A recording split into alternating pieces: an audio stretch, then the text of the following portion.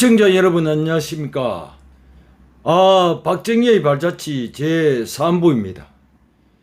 지난 8월 15일은 제78주년 강복절이었습니다. 1919년 독립운동에 이은 대한민국 임시정부 수립과 1945년 8.15 해방 이후 1948년 8월 15일에 대한민국 정부를 수립하였는 바 강복절, 참으로 희애를 느끼는 기쁜 날이죠. 이승만 대통령과 내각제 장면에 이어 박정희 대통령의 산업화와 김영삼, 김대중 대통령의 민주화에 이어 눈부신 발전의 오늘에 이르게 되었습니다. 때마침 박근혜 전 대통령이 지난 강복절에 구미시 상모동의 박정희 대통령의 생가와 인근의 박정희 대통령 역사 자료관을 방문했는데요. 이날이 모친인 유경수 여사의 49주기 기일을 맞아 이곳을 찾았다고 말했습니다. 세월도 참 빠르군요. 벌써 반백년의 시간이 흘렀습니다. 시청자 여러분들께서도 박정희의 발자취를 시청하시는데 더 뜻깊은 계기가 되시는 것 같습니다.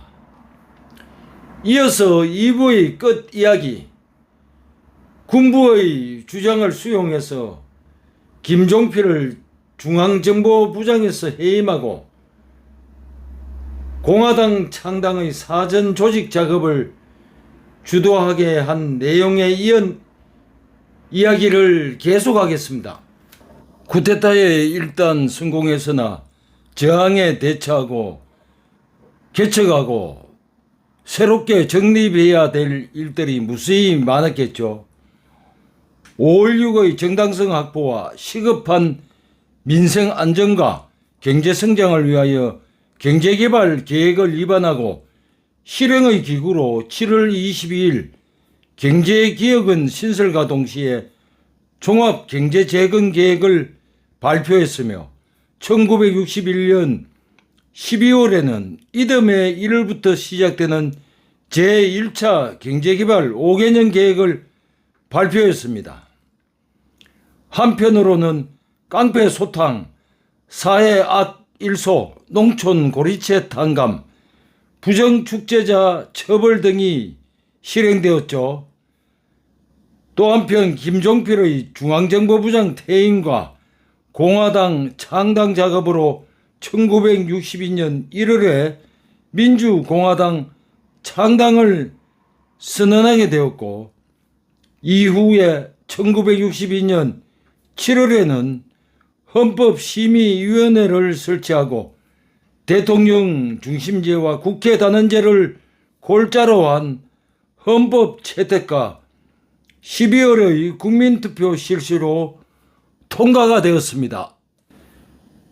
박정희가 야당의 수준이 아직 멀었다면서 민정이양 공약을 취소하고 계엄령 선포를 말하자 민정이양론자인 쿠데타 주체 세력이며 6.4 5기생인 김종필 후임의 중앙정보부장인 김재춘은 3군 참모총장과 함께 계엄령 선포 반대의 뜻을 밝혔고, 박정희는 1963년 2월 18일에 민정불참 선언을 하게 되는데, 이것은 민정불참 후 박정희의 앞날을 예견할 수 없는 기로에 놓이게 되는 것이었습니다.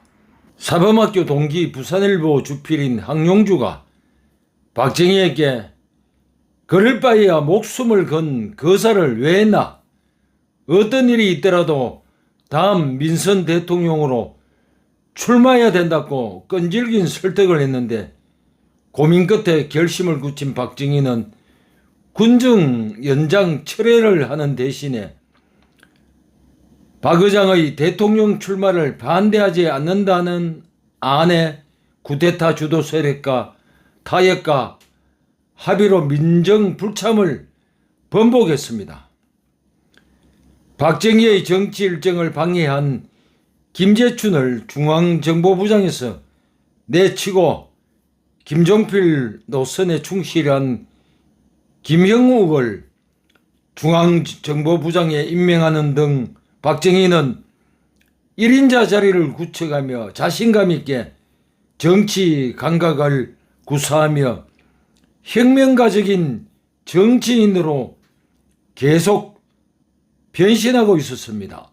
1963년 8월 박정희는 드디어 대장 승진과 함께 군복을 벗고 공화당의 입당과 임시전당대회에서 대통령 후보와 당 총재로 선출된 후 10월 대통령 선거와 국회의원 선거에서 야당 단일 후보 윤보선을 15만 표 차이로 따돌리고 승리했으며 국회의원 선거에서는 지역구 175석 중 88석과 전국구 22석 총 110석으로 압도적 승리를 하였습니다.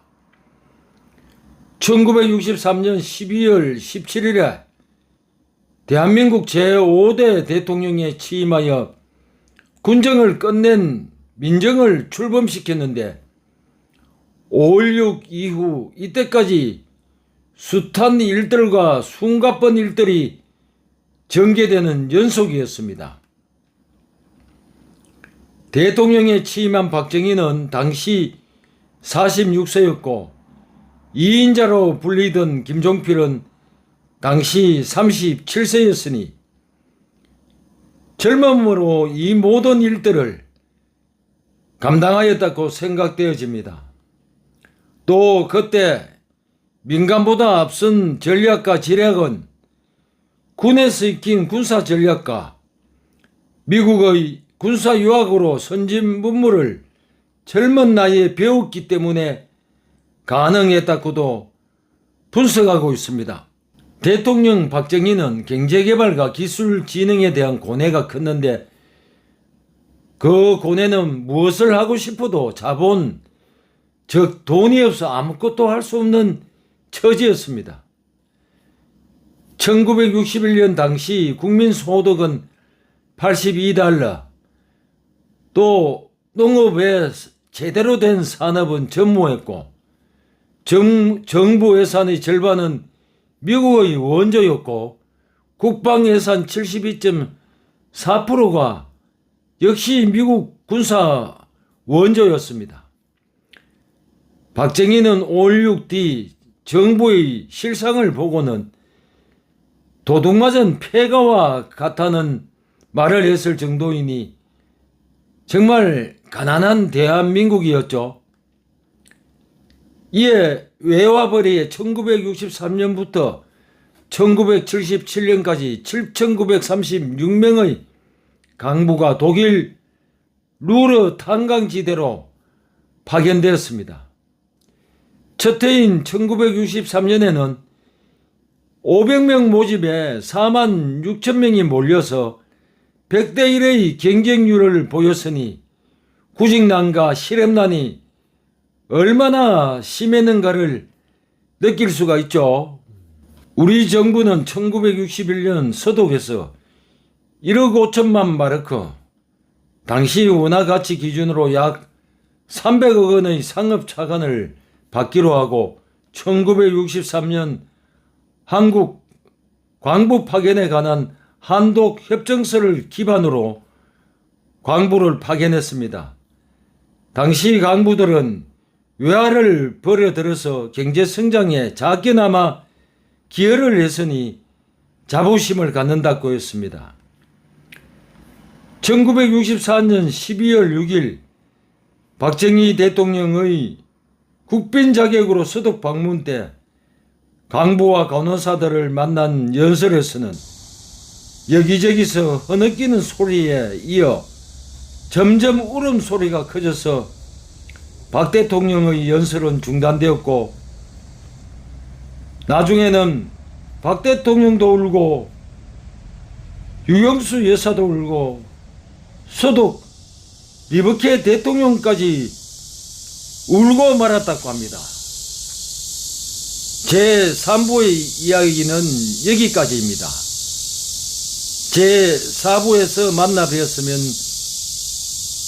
좋겠습니다.